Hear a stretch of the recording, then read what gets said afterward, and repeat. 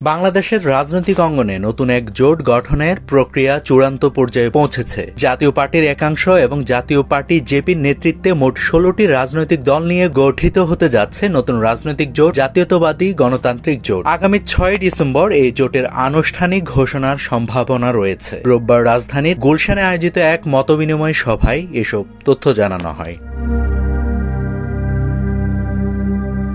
সভায় প্রধান অতিথি হিসেবে ছিলেন জাতীয় পার্টি জেপির চেয়ারম্যান আনোয়ার হোসেন মঞ্জু এবং সভাপতিত্ব করেন জাতীয় পার্টির একাংশের চেয়ারম্যান ব্যারিস্টার আনিসুল ইসলাম মাহমুদ। বক্তব্যে আনোয়ার হোসেন মঞ্জু বর্তমান রাজনৈতিক অস্থিরতার সমালোচনা করে বলেন, দেশে নির্বাচনকে ঘিরে সহিংসতার প্রবণতা বেড়েছে, প্রার্থী নির্ধারণ নিয়েই রক্তপাত হচ্ছে। তিনি অভিযোগ করেন, আইন শৃঙ্খলা বাহিনীর পোশাক বদলায়, কিন্তু চরিত্র বদলায় কিনা তা নিয়ে প্রশ্ন রয়েছে। দেশের রাজনৈতিক ভাষায় এখন স্বাধীনতার কথা নয়, বরং মারবো ধরনের বক্তব্য বেশি শোনা যায় বলে মন্তব্য করেন তিনি।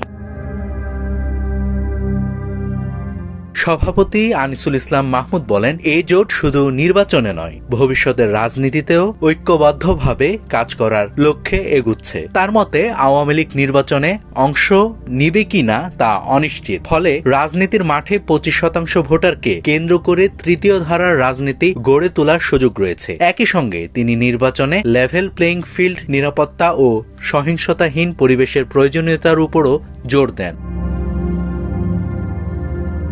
এবিএম রুহুল আমিন হাওলাদার ঘোষণা দেন, ৬ ডিসেম্বর জোটের আনুষ্ঠানিক ঘোষণা আসবে এবং তাকে জোটের মুখপাত্র করা হয়েছে। সভায় শওকত মাহমুদ সহ অন্যান্য নেতারা বলেন, তৃতীয় শক্তির রাজনীতি গড়ে তুলতে একটি প্ল্যাটফর্ম প্রয়োজন ছিল, সেই লক্ষ্যেই এ জোট। একই সঙ্গে তারা আশঙ্কা করেন, দেশে আবারও ফ্যাসিবাদের পুনরুত্থান ঘটতে পারে।